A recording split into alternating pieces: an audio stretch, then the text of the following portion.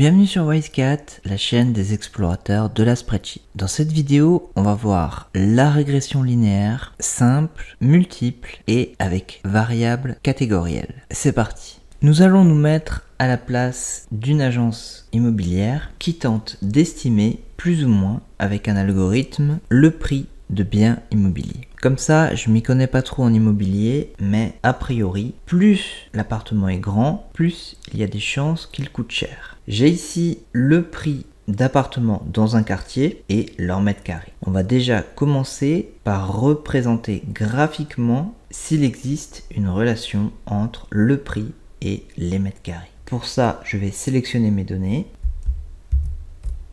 Je vais aller dans Insertion, Graphique.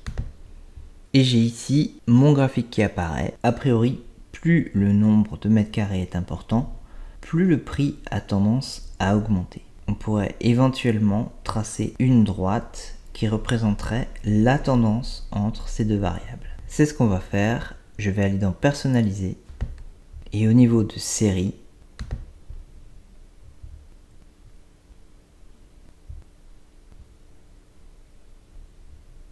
je vais cocher courbe de tendance.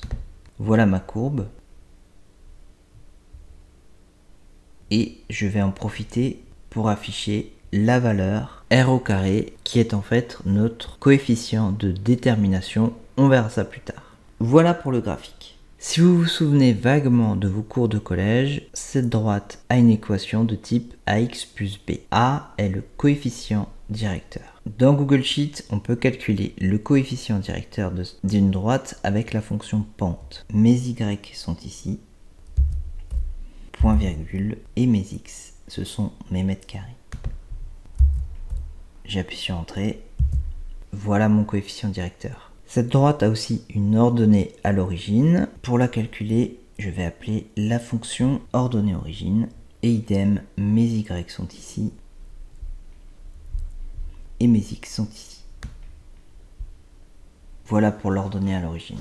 Deux autres concepts sont associés à la régression linéaire. Le coefficient de corrélation. Le coefficient de corrélation estime le lien statistique qu'il existe entre les deux variables. C'est-à-dire, dans notre cas, plus le coefficient de corrélation est proche de 1, plus la liaison statistique entre nos deux variables augmente de manière positive. Dans Google Sheet, il existe une fonction qui s'appelle coefficient de corrélation.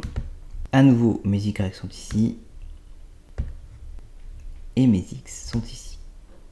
Mon coefficient de corrélation est de 0,82, donc on a une relation statistique assez forte entre les deux variables. Autre paramètre, le coefficient de détermination. Le coefficient de détermination est la part expliquée par mon modèle. En d'autres termes, quel est le pourcentage de la variation du prix qui est expliqué par la variation des mètres carrés. À nouveau, Google Sheet possède une fonction qui s'appelle coefficient de détermination égale coefficient de détermination. Mes données sont ici. Mes X sont ici. Mon coefficient de détermination est de 0,67, presque 0,68, et c'est le chiffre que nous avons aussi sur notre graphique. Dans la pratique, le coefficient de corrélation est noté R et le coefficient de détermination est noté R au carré, tout simplement parce que le coefficient de détermination est le carré du coefficient de corrélation. Ok, pour ça, je vais supprimer le graphique pour avoir un peu de place. Dans Google Sheet, il existe une autre manière de réaliser une régression linéaire. On peut utiliser XLMiner Analysis Toolpack. Si vous ne l'avez pas, il faut aller dans Modules complémentaires, télécharger les modules complémentaires et télécharger XLMiner Analysis Toolpack. Il est ici. C'est gratuit. Je l'ai déjà. Je vais aller dans Extension, XLMiner, Start. Je vais rechercher la régression linéaire. À nouveau, mes Y sont ici. Je vais aussi sélectionner l'intitulé de colonne. Et mes X sont ici. J'ai donc des intitulés de colonne. Et je vais venir placer mon résultat, par exemple ici en F2. OK. OK. Voilà le résultat. Donc j'ai ici mon coefficient de corrélation, mon coefficient de détermination. J'ai encore pas mal d'autres éléments. Ce qui va nous intéresser dans ce cas, c'est la variable mètre carré 863 qu'on avait calculé aussi ici. C'est notre coefficient directeur. En moyenne, d'après ce modèle, 1 mètre carré augmente le prix d'un appartement de 863 €. Je vous propose qu'on passe à la suite, la régression multiple. Le principe est le même, sauf que cette fois, j'ai deux variables explicatives, donc pour expliquer mon prix. J'ai d'une part les mètres carrés et d'autre part l'année de construction. Là aussi, naturellement, on pourrait se dire que plus l'appartement est récent, plus en moyenne, il y a des chances qu'il soit cher. Je vais directement réaliser mon modèle de régression linéaire multiple avec XLMiner. Donc à nouveau dans extension, XLMiner Analysis Toolpack, Start. Je cherche la régression linéaire. Mes Y, c'est-à-dire la variable que l'on cherche à expliquer par notre modèle, se trouve ici. Il s'agit du prix. Et mes X, c'est-à-dire mes variables explicatives, se trouvent ici, c'est-à-dire les mètres carrés et l'année. À nouveau, j'ai des intitulés de colonnes et je vais venir placer mon analyse, par exemple, ici en E1. OK. Voilà le résultat. J'ai un coefficient de corrélation assez fort, un coefficient de détermination assez fort aussi. Donc mon modèle capture assez bien le prix des appartements. D'après ce modèle, en moyenne, 1 mètre carré ajoute 737 € au prix de l'appartement. Et une année de construction, donc un logement qui est plus récent d'une année, ajouterait 2450 € à l'appartement.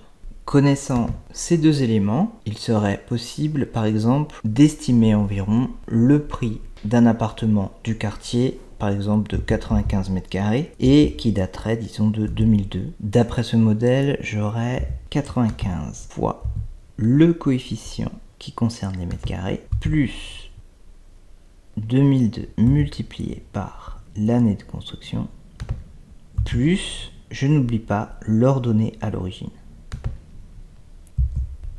Mon logement serait estimé à environ 134 000 €.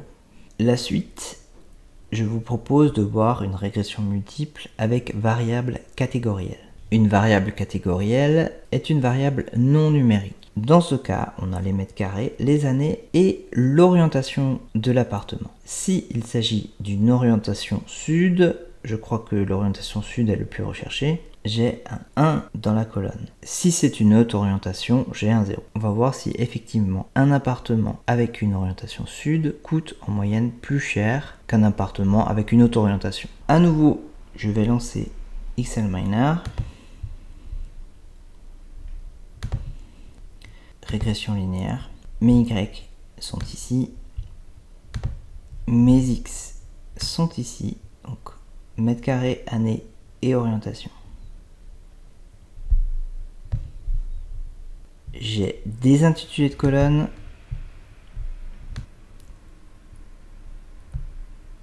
Et je vais venir placer le résultat de mon analyse, par exemple en F2 à nouveau. OK. Mon coefficient de corrélation est bon. Mon coefficient de détermination est bon aussi. Et voilà pour mes coefficients. Donc effectivement, l'orientation sud ferait que le logement coûte en moyenne environ 22 000 € en plus. On va essayer de voir l'exactitude de mon modèle avec un appartement qui est fourni dans nos données. Par exemple, le logement de 88 mètres carrés de 1987, orienté sud. Il a un prix réel de 115 500 €. D'après mon modèle, il coûterait, donc il a 88 mètres carrés, multiplié par le coefficient des mètres carrés, plus l'année de construction, multiplié par le coefficient de l'année de construction, plus il a une orientation sud, multiplié par le coefficient de l'orientation sud. Je n'oublie pas l'ordonnée à l'origine.